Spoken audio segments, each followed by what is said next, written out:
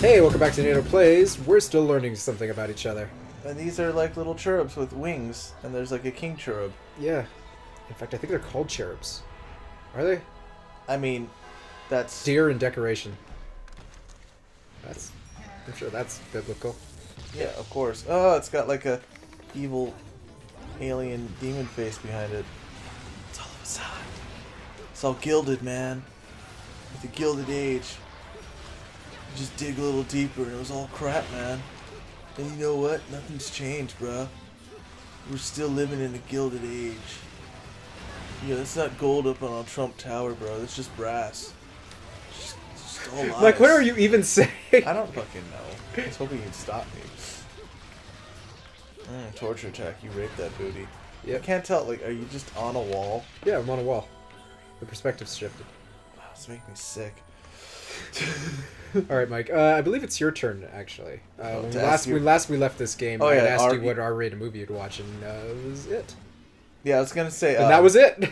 I was gonna say which R-rated movie you watched, but like I'm guessing with your family, like you were like 26 when you watched your first R-rated film. No, I'm not 25 now. My first R-rated movie was Air Force One, 1990. Get off my plane! Exactly, that's exactly it. Yes, I got to watch Harrison Ford kick Gary Oldman. Fucking Oldman in that movie. He's such a bastard. Yeah, man. Such a great actor. Yeah, man, he's pretty fucking great. It's funny is when they asked him why he did or you know what was interesting about doing a Harry Potter movie being Sirius Black. He's like, well, you know, I kind of wanted to do a movie that my kids could watch, and then I looked at his filmography. I'm like, yeah, definitely, because you're usually a dark son of a bitch, and you're like murdering people wholesale, or some way or another. Just, you know, you're the bad guy, like so often. He's been everything, man. It's kind of crazy. Fucking I mean, this is gonna turn into a conversation about Gary Oldman. I mean, I'm okay with that, but like, yeah, I guess I can ask you a question about your life. Times.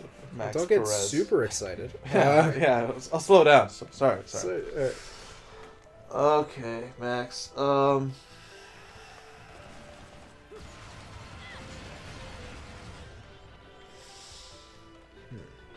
me about one of your first. These are a night of firsts, by the way, people. Your sleepovers at like a friend's house. Oh, okay. I was gonna say an embarrassing story, but I'm hoping, just tell me one that really sticks out to you in plain detail, of who you stayed with, what happened, was it cool, were you invited back? Yeah, I was invited back. All right, I lit their dog on fire, and I just haven't been invited back since. Yeah, my first sleepover was maybe '96. I had stayed over at my neighbor's house, who was across the street. And I think I remember about it is that we actually kind of had like a mini fight that night, and he tried to like point. He was like mad. I think we were playing Sonic the Hedgehog, and I think I'd gotten a game over on a game he'd worked really hard on, and he got pissed off at me and like decided he was going to change it to like Fishing Channel. Why? For a good while. I don't know, because he thought that was an adequate punishment. But choke was on him. It was actually intriguing. And we watched it for like 20 minutes before he's like, fuck it, let's just play something else. I was like, alright. And then we played Sonic 2 for the rest of the night. You will be punished! Yeah. No, see, the funny thing about kids back in the day is that all you needed to be cool was either a PlayStation or a Nintendo. Which meant that if you had both of them, you were super cool. Yeah, I remember many a day like going over to a friend's house and like playing Nintendo. It's just like, okay, we're gonna watch our friend. We're gonna eat snacks. And we're gonna watch our friend play Legend of Zelda and like for the next 6 hours, and then like of course there's backseat gaming and people bitching at each other. And, it's kind of a lot like what I do now with my life. But not all the time, not as much as you used to, but not much has changed, people. Go over someone's house, play video games, or watch them play video games. Yeah, as opposed to being so different from our current profession. Yeah. Nothing to do with it. What's going on here anyway? Yeah, this guy's a photographer. He's been following Bayonetta for some time now. That takes a lot of, I don't know, gall. Yeah. She can't see him because she's technically in between worlds.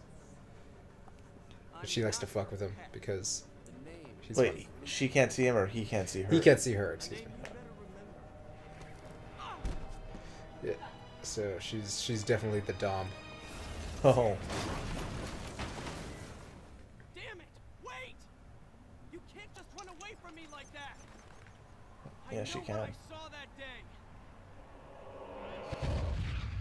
Yeah, he's got issues.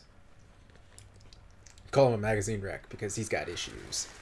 Oh my god. Yeah, that was bad. You're too. dead to me. Yeah, I know. You're dead. Okay. Dead. All right. Okay, so that was me. All right. Now it's my turn. Okay. Mike, what's your favorite food? Yeah, man. Everybody knows it's children. No. What is that? Is that a cat? It's like the weirdest looking cat I've ever seen. Yeah. But it's not cat, by the way. My favorite food. You know what? What I will like resort to thievery for? Basically sushi. Sushi's your favorite food? Mm-hmm. It's pretty great. I'm not gonna lie. It's pretty, but it's like not just any sushi. Like if someone were to give you the option, like, oh, you want to do all you can eat sushi, or do you want like a steak, you know, or barbecue? I'm like, well, fucking barbecue, you know. Like if it was my last meal. Oh, okay. Like, did I want to die like 7, or did I want to die like, you know, something else? But you know, the one scene where the guy's just eating all the spaghetti and like he splits at the side. Really? The guy sews up his butt. Anyway, What the? in We're seven, getting over. in seven. Oh, okay. I Where was the gonna guy say- literally he makes him eat himself to death because his sin is gluttony. Really?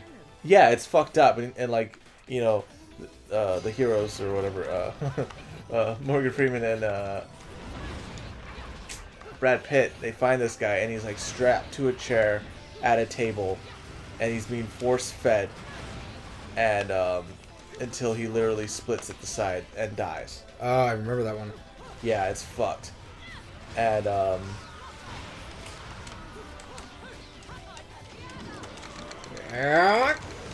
anyway, so that's one way. But no, I prefer fine cut sushi. You know, like you're gonna have to spend a little extra, and you might not even get full. And that's why I like it so much, is that you can appreciate the flavor of the food. And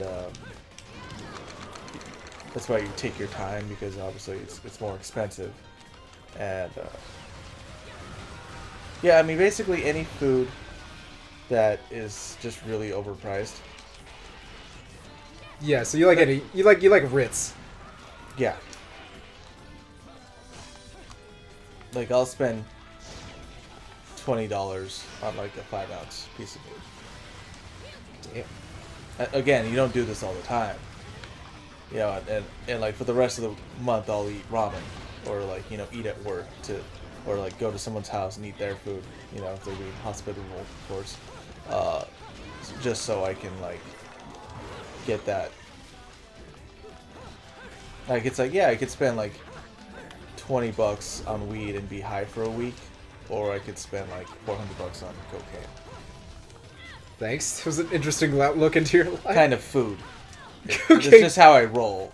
It's bad. It's not sustainable. It's not very sustainable behavior. But yeah, what's your favorite food? Cocaine. No, it's chicken fingers and mashed potatoes. Really? Yeah. What are you for? Yeah. No, man. Well, you know, I used to be a really picky eater. I mean, I'm still kind of picky, but yeah, back in the day, I used to. That's usually what I'd go to any restaurant. That's what I'd order. I go to a Mexican restaurant. I'd order chicken tenders and mashed You potatoes. were that fucking kid. Yeah, exactly. So yeah, I kind of grew an affinity for it. It's like my favorite meal. I like to rip them apart, dunk them inside the mashed potatoes and gravy. Oh, so great. Well, now I know what to make you for your birthday, because I can totally do some chicken fingers and mashed potatoes. You want to do that for me? I'd love for you to do that for me. That'd be great. Oh, it's the easiest way to do it. It's like, oh, let me, oh, it's your birthday. Let me take you out and do this thing, or like feed you. It's the easiest thing to do for people. Yeah. If you know what you're doing, I guess. Yeah, I would imagine so, actually. I mean, part of me is tempted. I'm like, I should just get like a frozen pack of mashed potatoes and add water and heat them up. He'll probably be satisfied with that. You know, you joke, but some tenders and some Tyson tenders and put those in the oven. Yeah. Heat them up. Patrick just did that for our Thanksgiving video, and that was actually pretty good. What do you mean? Remember he did that? Oh yeah, those were fucking awesome. Yeah, those were water potatoes. Well, yeah, those were astronaut potatoes. Yeah, exactly. They were astronaut potatoes. Like, semi like invisible. Are those people existing in the real world? Yeah, basically. So like, when I fight demons and shit like that, that's in between. They call it purgatory. Oh, okay. So like, yeah, I'm basically like I'm dealing in purgatory while everybody else is just kind of chilling out in the real world, wondering what the fuck is going on. Oh, you know, cats don't go to hell; they go to purgatory. 5, 7. I heard that. Yeah. Girls go to heaven.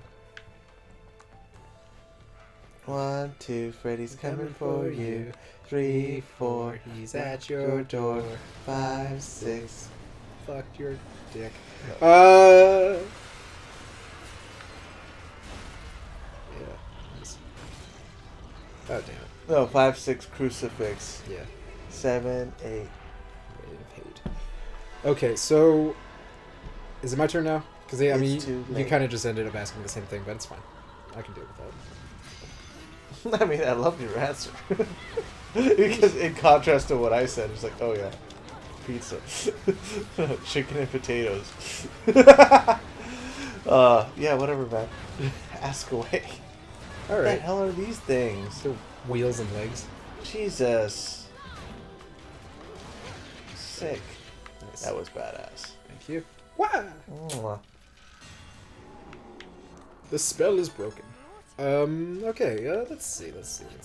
Tell me about the first time you ever drank alcohol. Oh God. You know, Jesus. you're well versed in my story, which I'll tell because I just realized I don't think I've ever told it for people. No. Yeah, I was like, am I well versed? But let's see. First time I imbibed of the devil's drink. Of that sweet fire water, as the natives call it.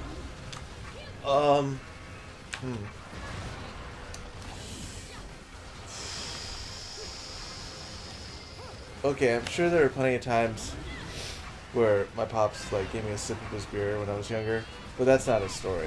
Let's talk about the first time I got drunk. Okay. So, I was about 15 years old, you know, very much a freshman in life and in high school. And it was Cinco de Mayo. Wow. Yes. And my cousin and I, who's about my age, decided that we could get a bottle of booze, and I guess we had an extra $20 on us, and his friend's sister got us a bottle of Bacardi Superior. Now this is a white rum. Like we're learning now too. It is not the best, and we didn't mix it with anything. We just took shots, and I don't know if we had eaten very much that day. I presume we did, because you know, usually when we're hanging out, we're at our grandma's house. There's a big meal, whatever. I didn't know what the fuck I was doing. My cousin had been drunk before. I think he knew what he was doing. But anyway, we're matching each other shot for shot, and the bottle is just slowly disappearing throughout the night. We're listening to music, and it didn't take long for that combination of Bacardi and Cheetos to catch up with me, and I was puking my life away.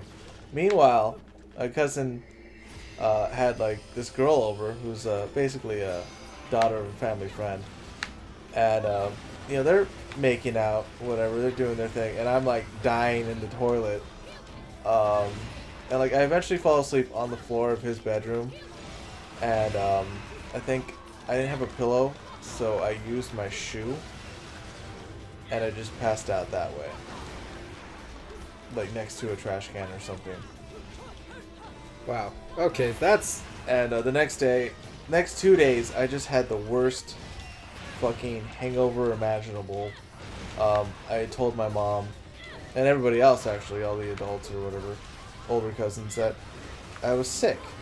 And, they brought me things like beef jerky and, like, Gatorade. And I literally spent, like, the next day and a half in bed recovering from imbibing all that alcohol. We almost finished the bottle. I think there was, like, a shot or two left at the end of it. And, yeah, like, for a while there, when I smelt alcohol, it just grossed me out. Oh, I'd imagine so, because like that's like, I mean, I think it It was just brought back like flashbacks of just pain, nothing but pain. And yeah, it took me a long time again to actually want to imbibe alcohol. So yeah, that's my story. It's harrowing, Mike. It's extremely harrowing. Yeah, man. Anyway, you promised a tale. I will, but next time on NATO Plays. How's that for a nice little cliffhanger, huh? Yeah, keep watching if you want to know. Yeah, these important stories. All right, bye everybody. Ah.